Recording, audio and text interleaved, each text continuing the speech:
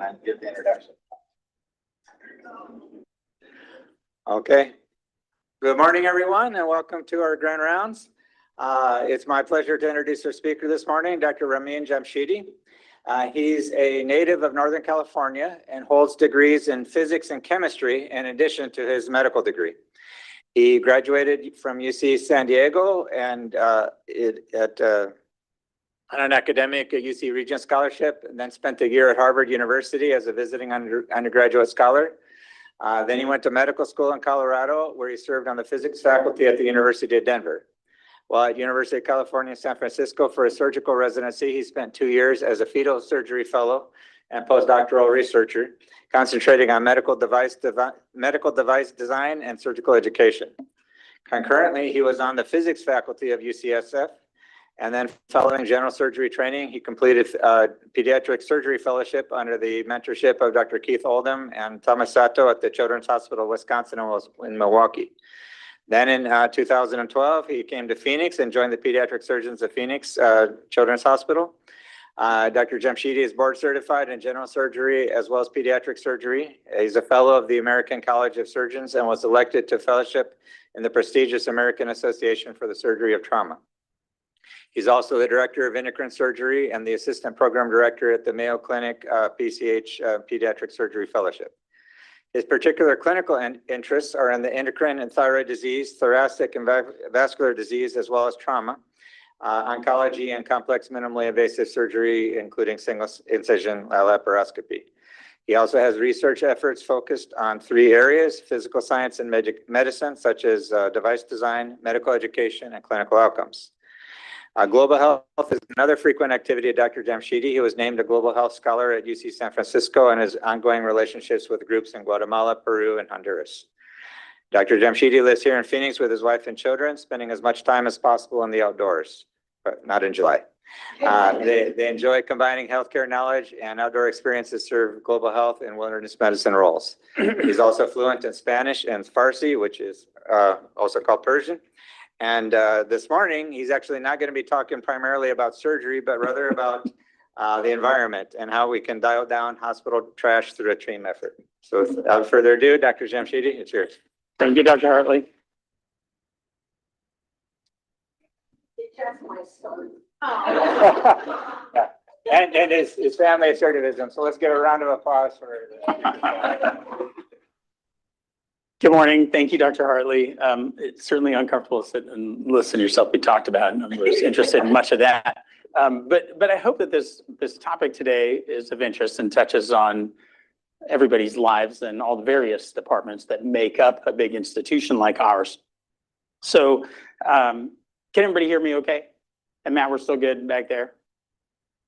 Awesome. I see your thumbs up. So I'm inherently biased about this topic, but I'm not making money off of it. We're going to talk about how waste is a problem, where healthcare contributes to that problem, what progress we've made at Phoenix Children's along this realm, and where there are future opportunities. You know what I forgot, Matt, is we figured out the mic so that I could walk around and not be caged up, but I didn't grab a clicker. That's okay. So, or maybe, this'll work. I just walk with the mouse. It's a wireless mouse. So waste is a problem. And the primary solution to it's not very clever, right? We dig holes in the ground and we stuff the trash in the ground. There are myriad impacts of that. The impacts disproportionately burden our youth, not just in terms of years of life to live, but in health impacts. Sorry,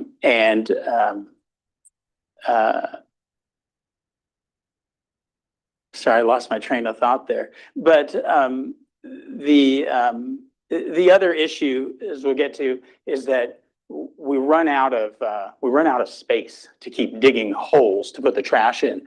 So the tides are shifting with expanding scientific knowledge, with a generational shift in attention to the environment. I mean, if you looked at the spreads of ages in this room, you'd see differences or hear differences in people's awareness, attention to, and care about environmental matters. makes impressions on youth. The Lorax came back 40 years after the book was written. We talked to our kids, and this is something they hear about and are generally interested in. On the opposite end of that spectrum, right? Innocent, pure-hearted children in the corporate realm. Even many large Fortune 500 companies have come to establish corporate sustainability officers that oversee some of those elements of their businesses and their practices. I don't know if that tide came before or after social media manager, but I'm gonna dice that up. But as I said, we're going to get to limitations.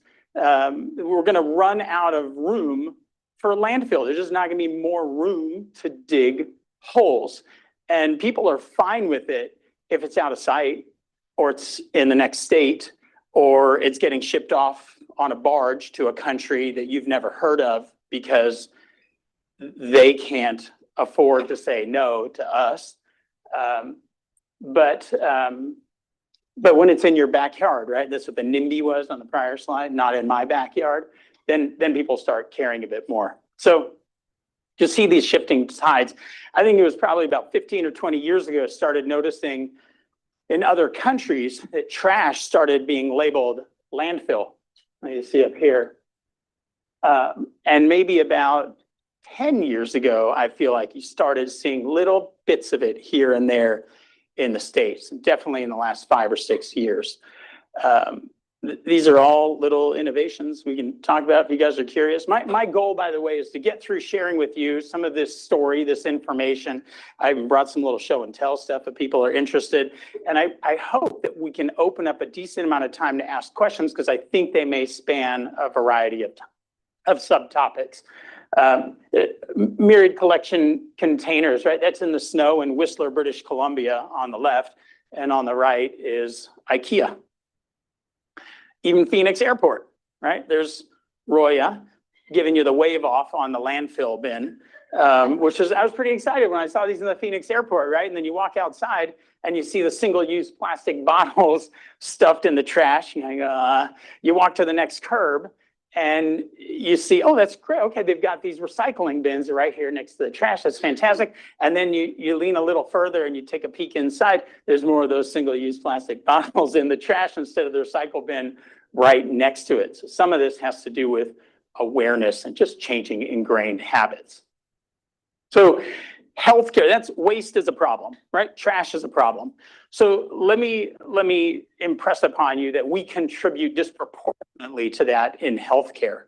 10 billion pounds per year. So a little bit of sloppy math in all these estimations that people make, but roughly 10 billion pounds per year of trash are generated in the US healthcare system. 5/6 of that roughly is from hospitals.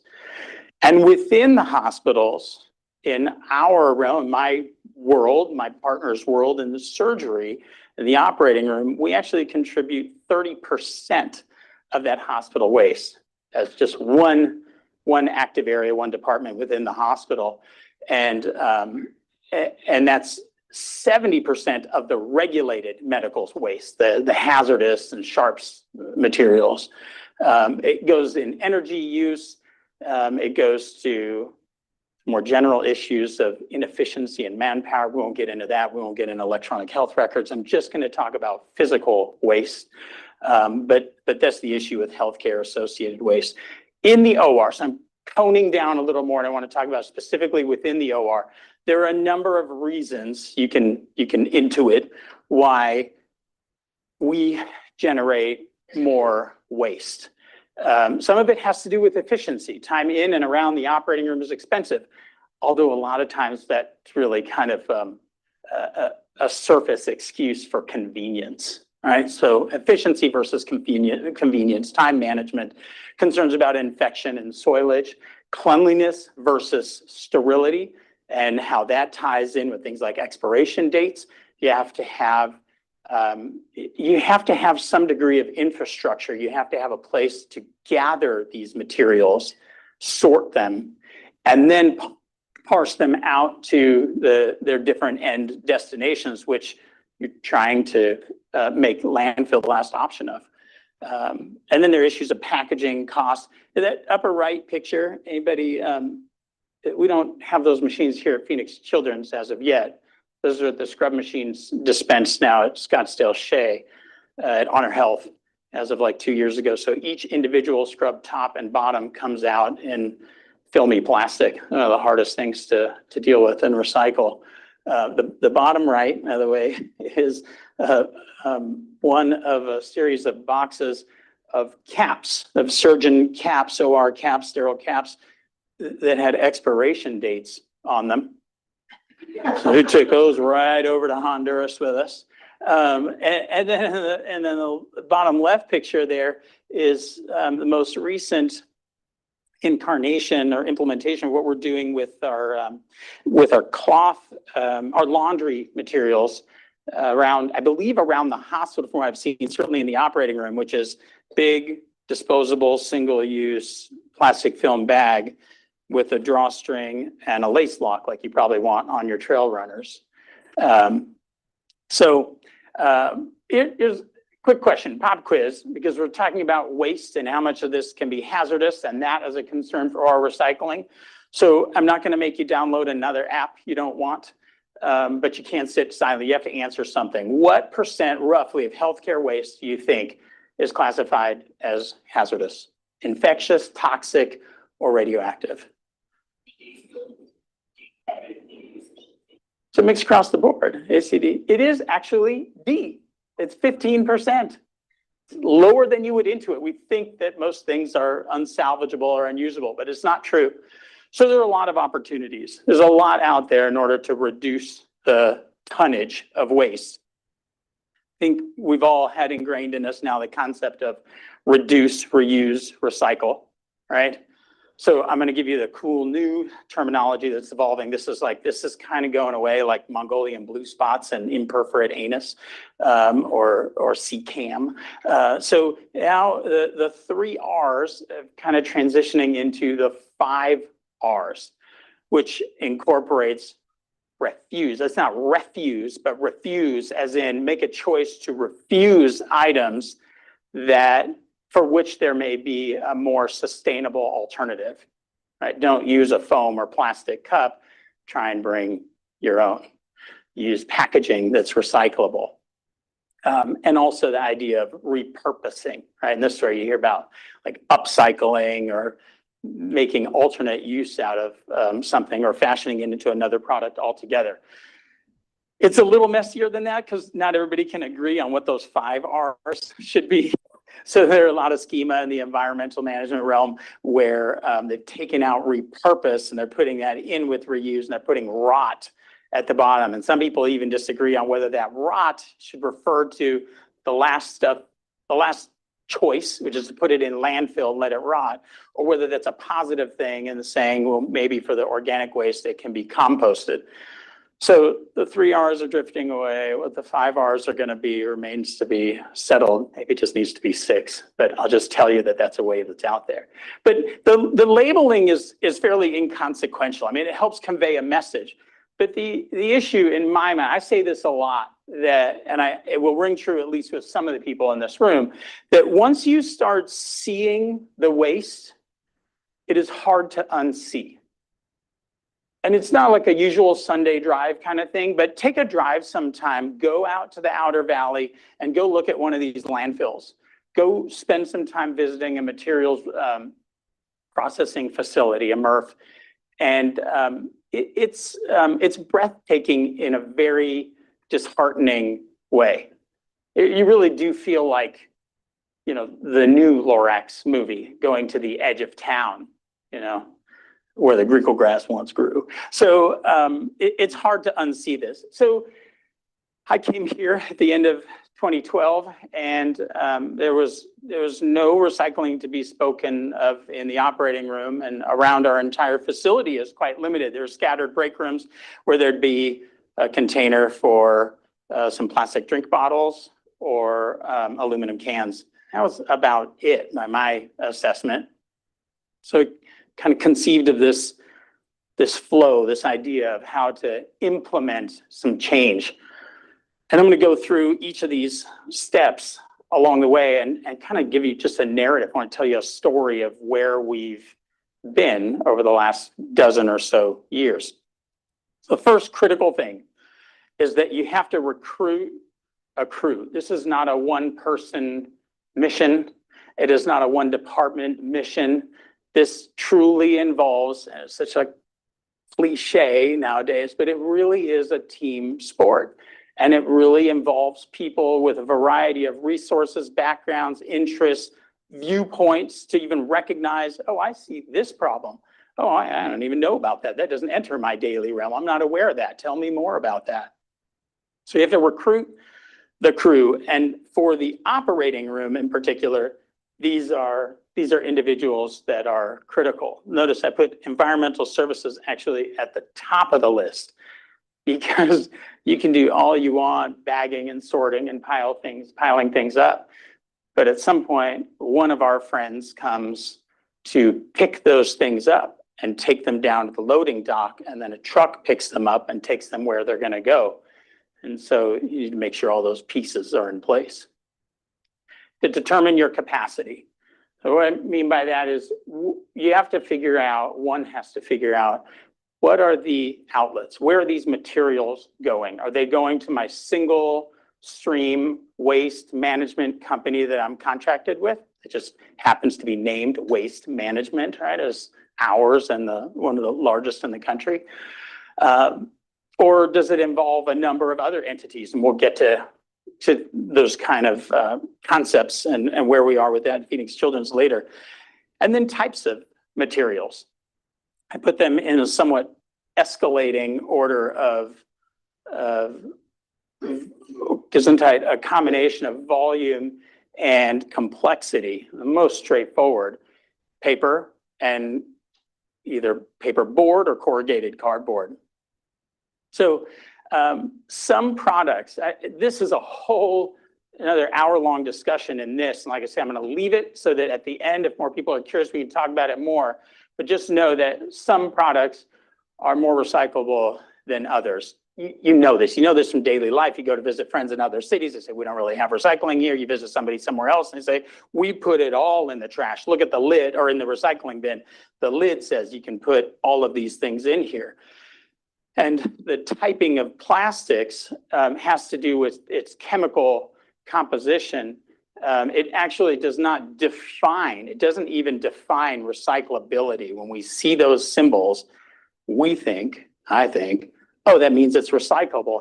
It's actually just a classification schema. And for the most part, those categories were chosen and those numbers assigned based on ease of recycling processes. So ones, polyethylene tetraphthalate, are the easiest to, from a chemical engineering process, the easiest to recycle. I was going to put up a chemistry quiz on structures here and there, but I still want you to like me at the end of this, so I left it out. So then step 3, you got to plan the logistics. So how is this going to happen? How are we going to make it work? Hey, lofty idea. Let's take stuff out of trash, keep it from going to landfill. We've got somebody who's going to accept it. But how do we get it there? What are the processes? It touches on a number of these things we've already talked about, like storage, sorting, and separation. How are you going to collect it? So my concept when we started this was let's just be simple. Let's not try and solve everything all at once.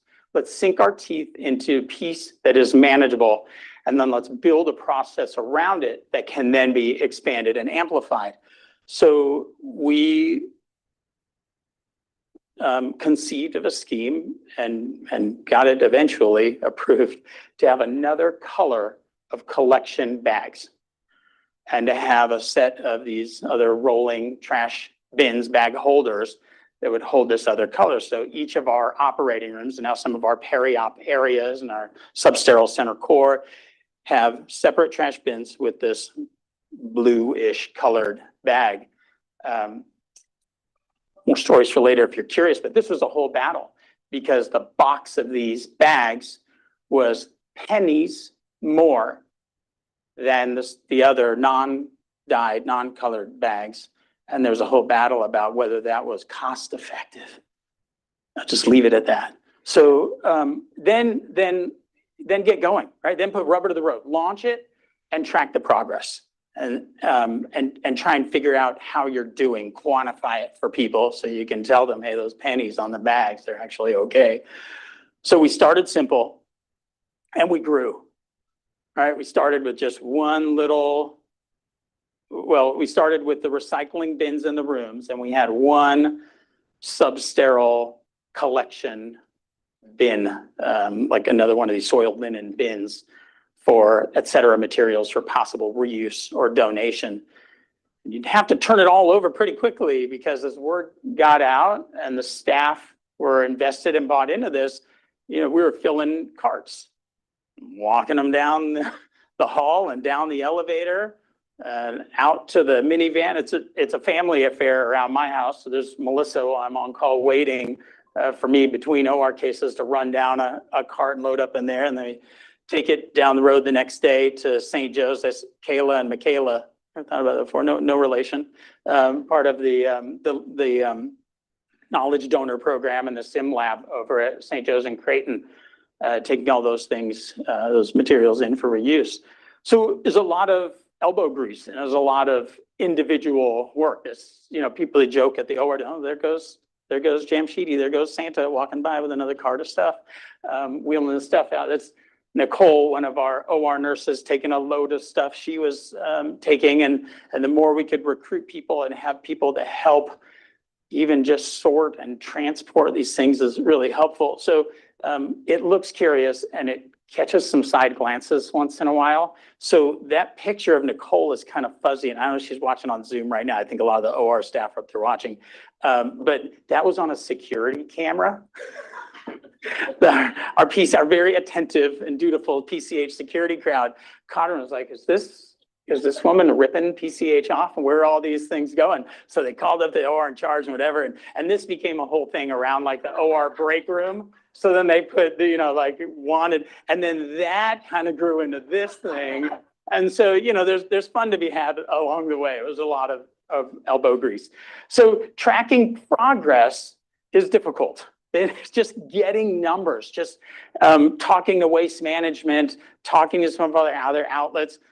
A lot of it, we end up just grabbing, like I walk back and forth my bathroom scale from home, and recently bought a luggage scale for some other stuff there, and just measure it and making notes. Okay, this date, these kind of materials, this much is going to this outlet.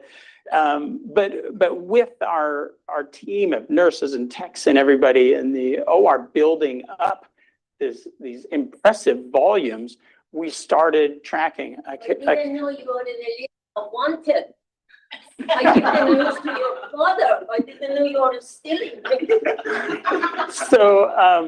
So we took this on as kind of a process improvement, quality improvement project, and I'll just grumble that PCH didn't want to hear about it at the quality day, but it was presented at a regional conference with quite a large attendance, and we found that we were diverting 480 kilos. Right, do the math. That's about half a ton a month from landfill, from one suite of operating rooms in one hospital in one city. Now you start thinking about the scale of that if those efforts expand out to other places, and it's not just a drop in a bucket. So number of partners which we were working with, moving those materials out. And this is I put this in here as the poster we had presented at this conference. So, and you got to address the challenges, right? So we tried to plan, we had an idea, we went out and did it. We're measuring how we're doing, but of course there are challenges that come along the way.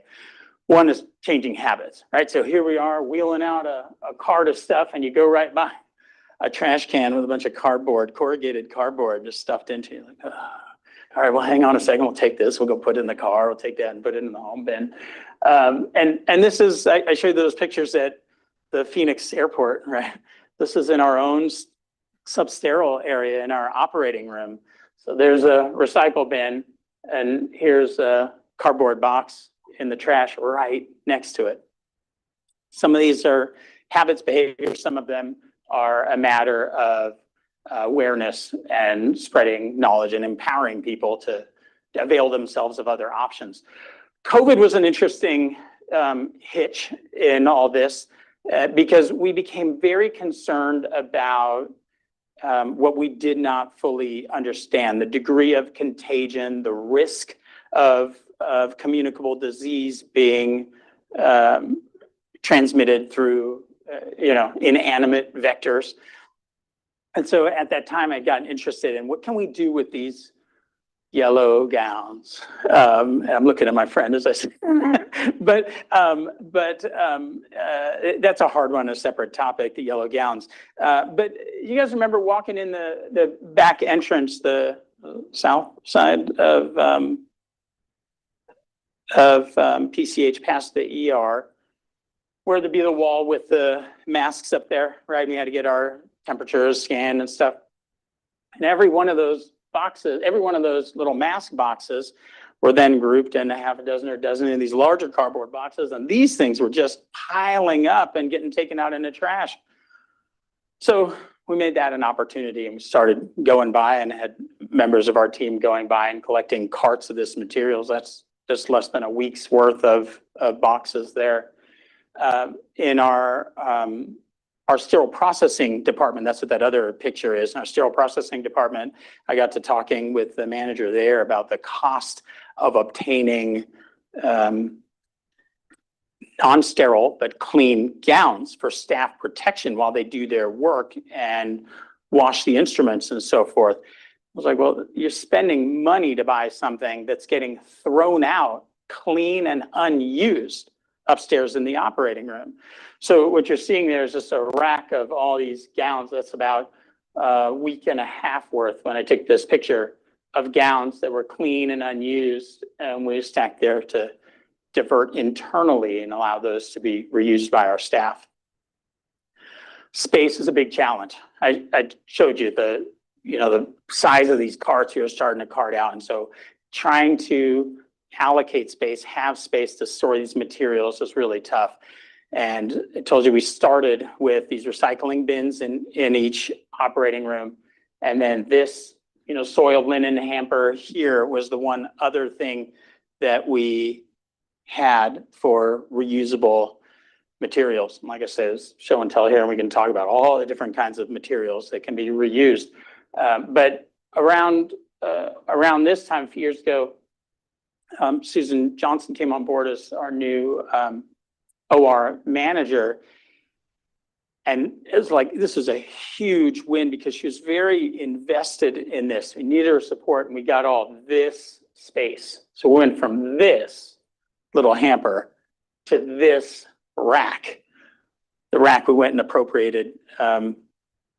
There was nothing shady there, but it was actually unused and sitting in a corner somewhere. Somebody was trying to figure out what to do with it, and they were going to throw it out because they didn't know anything else to do with it. So just know we got a place for this, we'll use it. And you saw on the other slide, like, haters are going to hate. So I think we're okay enough on time that I'll put in this quick story because I think it's funny. And I think the person who I'll leave nameless, but I think they're listening over from the operating room.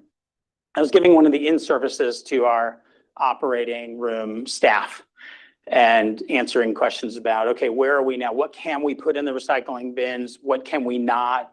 What should we absolutely not? So on and so forth.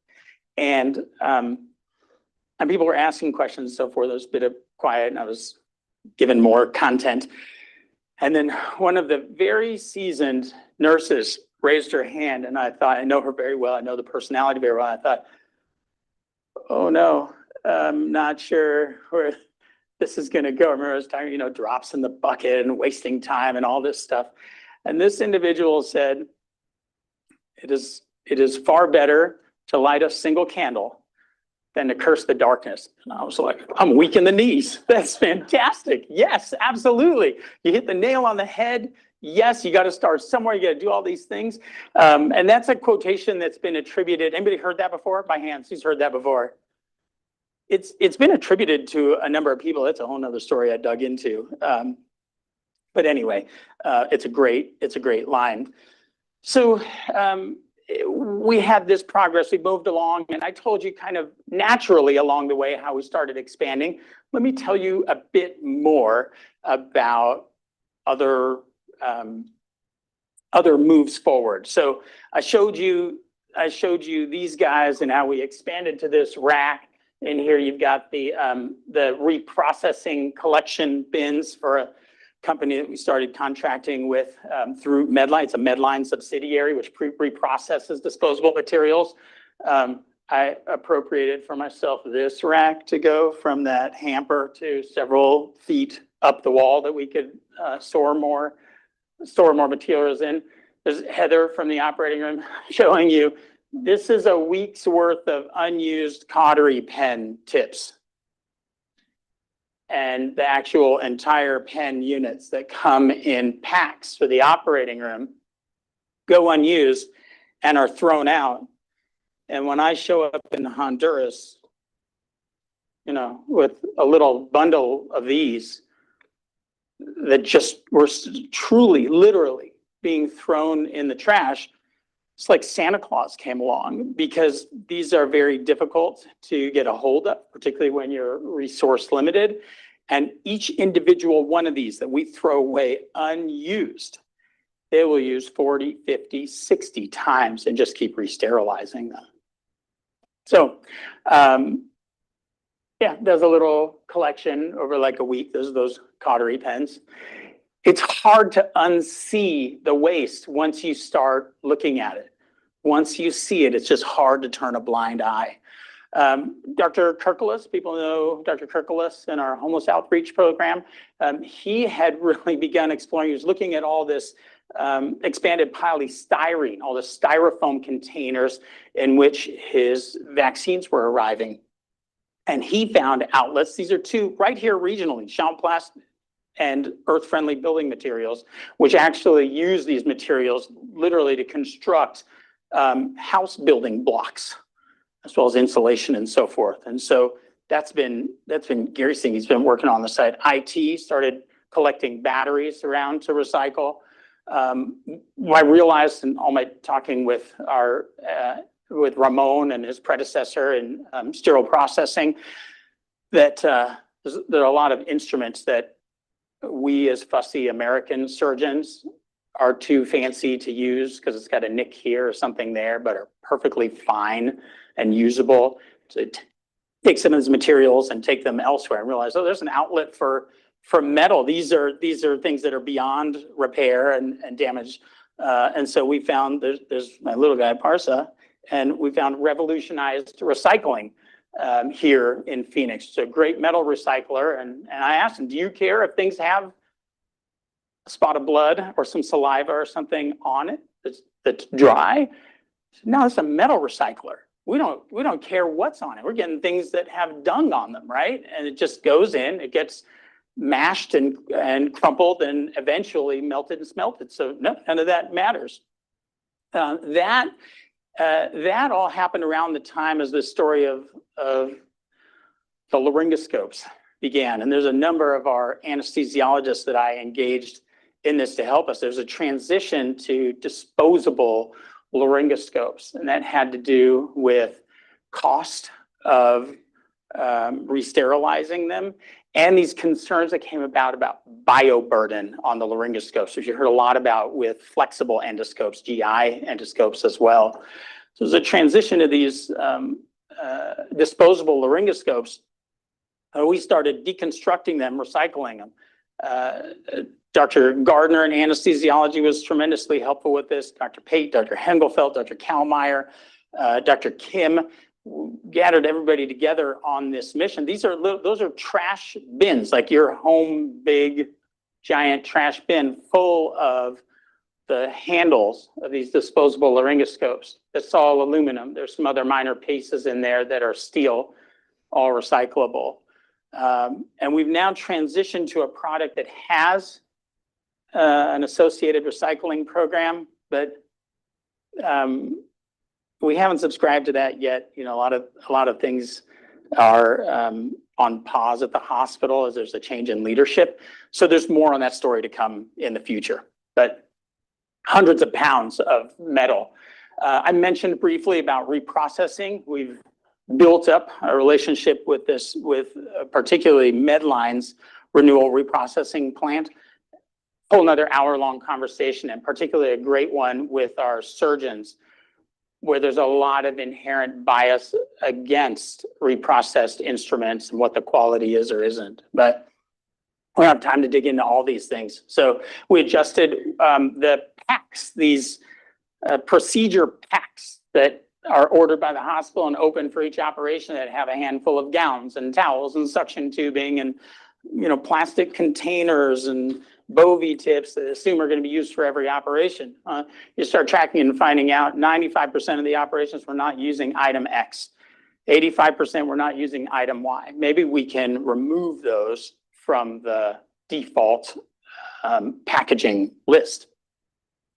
And as we mentioned a little bit before about putting things in the right receptacle, there's a bit of culture to change, right?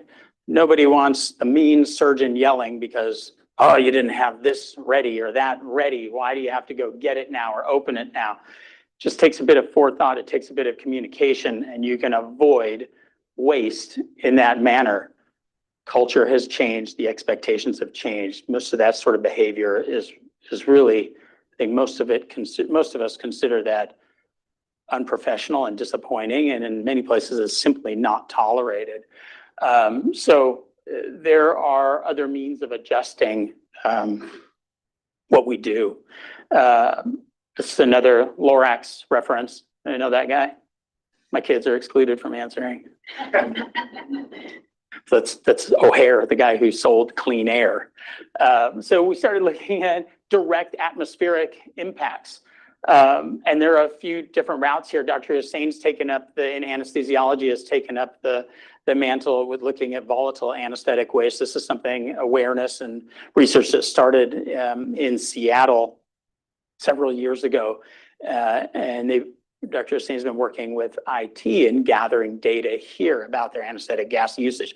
Those anesthetic gases, sevoflurane, isoflurane, desflurane, you guys know where they go when the patient exhales it or what's not absorbed?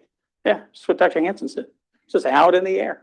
This got me thinking, you know, we use carbon dioxide as an inert, non-compressible gas for distension of particularly the abdominal cavity to do minimally invasive surgery, and that just goes out in the air too. So I don't know if that's a significant amount or not, but one of our medical students who's rotating with us, I was talking with her about this. She got interested. We started looking into it. We've been exploring this a bit, and she's gotten herself a podium presentation and a manuscript in the progress on her way to residency application. Some people may have seen these signs up a year and a half ago around the hospital, maybe even brought up some of your socks. That's Lale and Roya there. And we talk about waste a lot around our house. We have this idea of textile recycling. There are places that do a lot of textile recycling.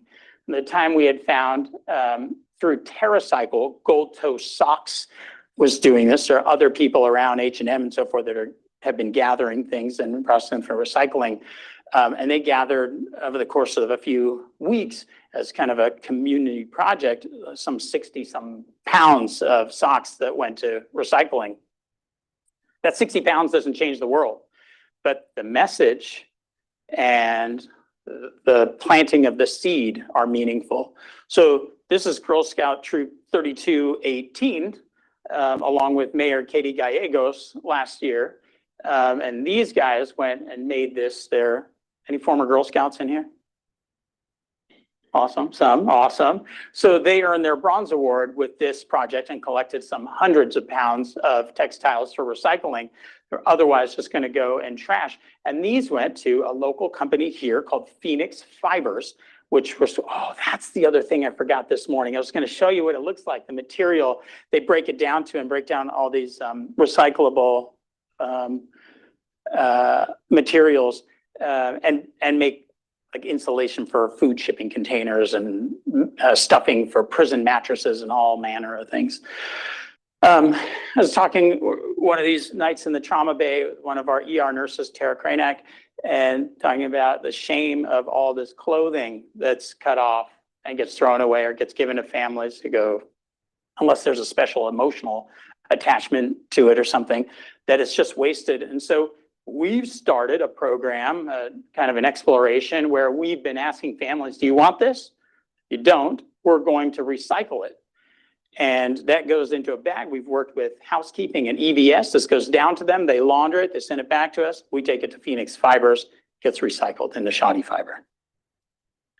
That's what it looks like inside their warehouse at Phoenix Fibers. Again, whole nother story.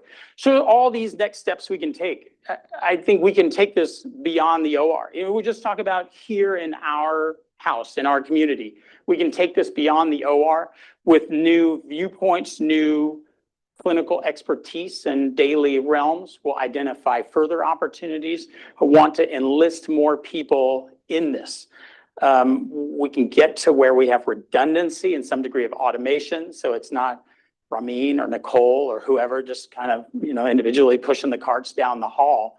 And if we band together, Dr. Kim's been a big advocate Dr. Kim in anesthesiology has been a big advocate for this as well. If we kind of compile all our efforts together and bring them under one umbrella, we can probably galvanize and have a stronger voice. We had this in the past with the hospital green team that Michaela Mackey on supply chain and I helped lead up, but that was dissolved several years back. Corporate engagement will come easier that way, and I think that'll be key. Styrofoam, storage and transportation. James, you know what's in that styrofoam box. That's another story of other use. Soft plastics, packaging, blue wrap, whole nother story. This is a really tough one. I've told you guys, you've heard the stories around the country of plastic shopping bags being disallowed in certain places. There are certain companies, the one I've partnered with the most is, or in particular, is Trex, their Next Trex program. Have you heard of Trex? They make the non-wood building materials, the 2x4s that are recycled plastic, right, for building. And we ship soft plastics to them. I've been going through and sending them endless samples for them to test and analyze what's acceptable, what's not.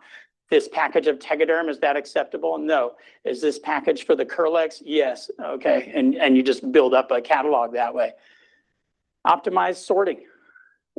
When non-hazardous materials, non-sharps go in the sharps waste, there's tremendous monetary cost to that. Those things are destroyed and incinerated. So there are environmental aspects. There's also monetary cost that's impact. All these other materials. There's so many options, so many places we can go with this. And talking about storage and transportation, we got to get away from the minivan shuttle. We can impact utilities usage. There are manifold options of directions we can go with this. We have people who are engaged and motivated and want to put in the elbow grease. We've approached the kitchen in the past, food services, about composting, and there's been some interest in the leadership there. Then we hit COVID and, a lot of things changed. So it may be time to bring that up again. And in the waning minutes here, I just want to bring up, I think there's really room here to drive change through consumer demand, right? We are in the Western capitalistic world. The market forces are supply and demand. And if the consumer demands something or demonstrates that they'll even, good Lord, pay more for something that they want more, then the suppliers, the manufacturers will respond to that. Because in the end, they want the sales. Let's give them credit. Maybe they even want more than that. Maybe they want to do the right thing. I mean, what's the line, right? Hospital discharge begins when? At admission, right? Discharge begins at admission. So why don't we have it that anything that is manufactured, I know this is going to sound crazy, but anything that's manufactured should have on it stamped where the end of its life cycle is. Right? Oh, this is recyclable in category X. This is non-recyclable. This needs to be split into 3 pieces and then it's recyclable. So we've got myriad extramural partners. Each one of these has a story behind them. Like I say, I can tell you anecdotes. We've got key staff here that have been key in allowing us to build all these things up. There's some names I couldn't even get to, but thank you, everybody, and thank you for letting me stand up here, tell the story, and you guys for your attention this morning. Now, I want those of you who are interested to pitch in, get in touch with me, give a hand. And then the home team is key, because at our house, these things pile up and we're sorting and we're moving these things. Okay, I mean, my wife took the minivan to Project Cure yesterday and we're going to Treasures for Teacher. Next week, we'll make a run there. And this is actually a picture. We were on a hike in British Columbia, noticed some trash over on this, we were hiking up a ski hill, noticed some trash on the hill, decided, well, let's go this way, and just followed the trash down the hill. And this was all the stuff we picked up in just a 30-minute hike down. More stories, but thank you, kids, for your help, and thank you, Melissa, for putting up with the mess around. And thank you all once again for your time. I really appreciate it.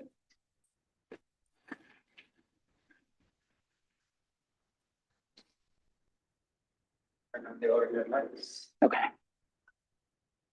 Why don't you use this one now? Okay.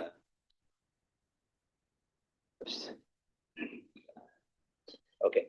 And a couple questions came in the chat already. Okay. First one, how can we mobilize hospital leadership to become engaged in these efforts? The question was, how can we mobilize? Is your microphone on as well? I don't need to repeat it, or? Yes. Oh, yeah. Okay, perfect. That's a challenging one. I think that what helps us there is that the model is set. We're not the first people to want to do that. Like I said, you have Fortune 500 companies that have chief sustainability officers. So as we have new leadership in the hospital, some of those interests, we may have an audience for those interests where there wasn't sometimes previously Gesundheit. And so I think the strongest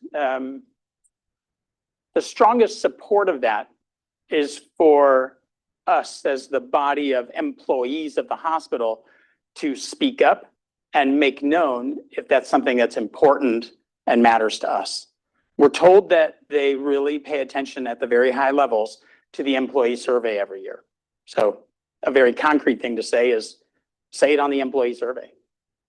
I imagine as we have a new CEO coming, there's going to be a fair bit of polling around departments and staff and folks to know who we are as a crowd and what we want. Not a question, but just a comment. I think this is the time, so especially as well. The other thing is obviously now with Medicaid cuts, there's a closer look at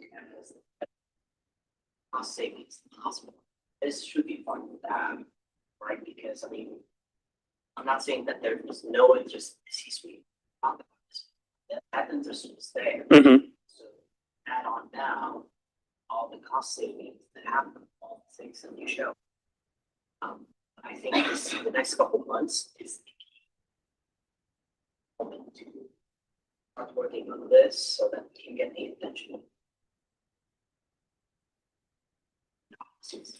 I really appreciate that, and I wholeheartedly agree. And when you try and do the numbers, it's hard. The leadership that to their credit, they have to be accountable for the numbers, right? They have to keep the lights on for us all. They have to balance the books.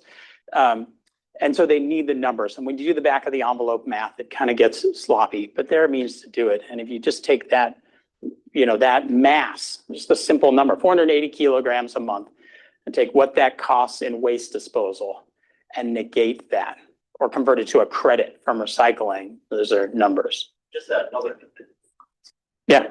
take the time, but the other place where we can work on this is pharmacy. Right? There's all the, and this is something that we talk about, over stewardship, all the waste and medications that are there, never make it to that side.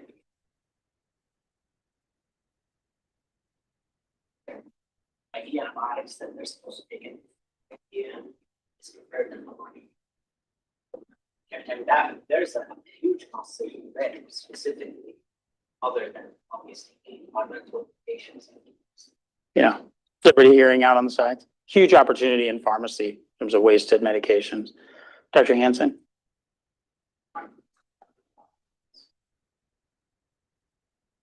My perception of not just bottom line, always bottom line.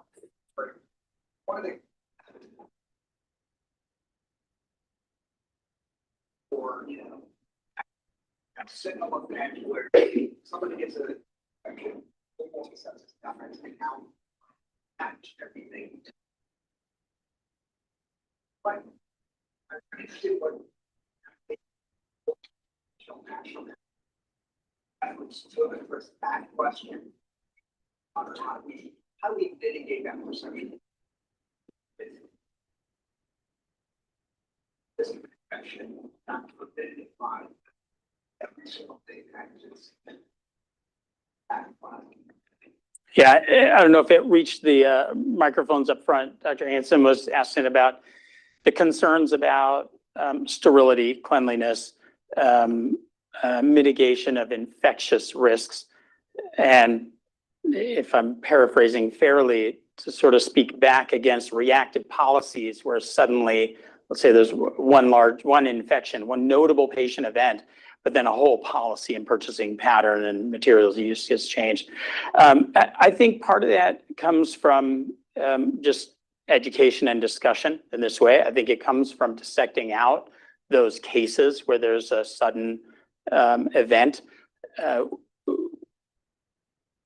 Some of it's baked into our human nature. A bad event happens and all of a sudden, well, now we need to make a policy and we need to change everything we've been doing, right? I sometimes joke about how some of these things that we see on a daily basis or discuss or lobby for don't make a difference until it's a congressman's cousin or somebody that becomes affected, and then it's relevant.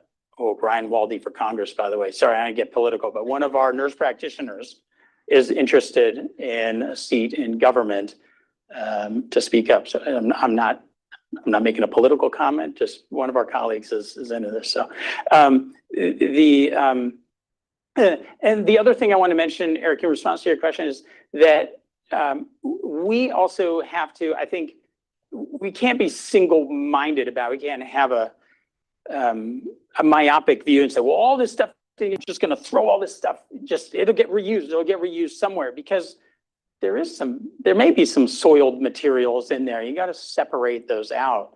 And there are ways of doing that proactively before the collection. And then there are means of doing it during the sorting.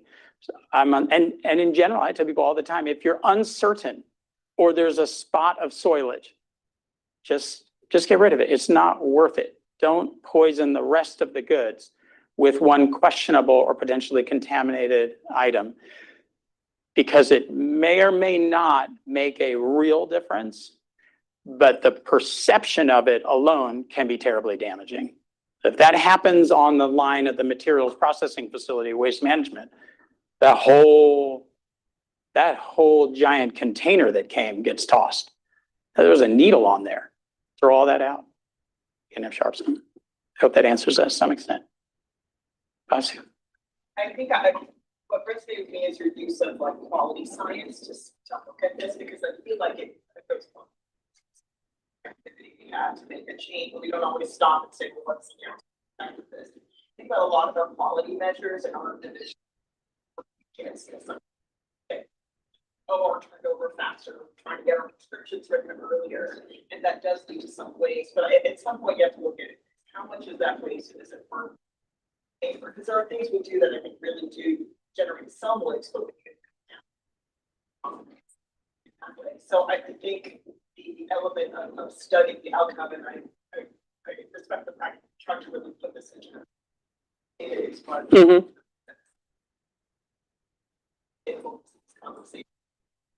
I think any change that's followed up with here's the data, here's why, here's the downstream effect, here's the balancing. Thank you. No, thank you. It's not the highbrow fancy stuff. It's just, it came out of passion. And then some people started nudging me and saying, hey, why aren't you spreading this message? Why don't you write this up? And I said, well, a long time ago, I got away from writing things up just to write them up or put a bullet on my CV or whatever. Like, no, but you have learned lessons or found out information that is worthy of dissemination to others. So I realized that's absolutely a valid point. So that's how we started writing these abstracts and mentoring projects and things. Dr. Egan.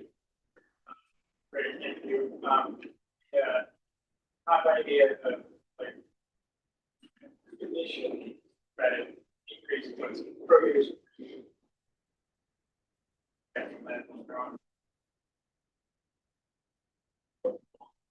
Anytime like that plastic problem, there's perception amongst many people out there, not only here, but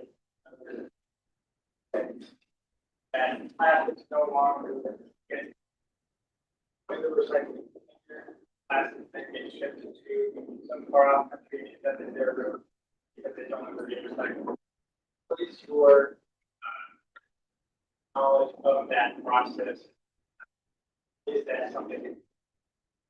I appreciate that, Craig. The question, if it didn't reach the front microphones, is basically, do plastics really get recycled? And the end of it. So a recent computer science study I was reading, they actually looked, and misinformation and disinformation spreads more rapidly in the world of social media than accurate information. It's just the nature of it. It's just the how or why, but that's the fact. And so, yes, there's a lot of information out there. And clearly people have done things where they've said, I put an air tag on my waste and tracked where it went, and it never went to the recycling facility.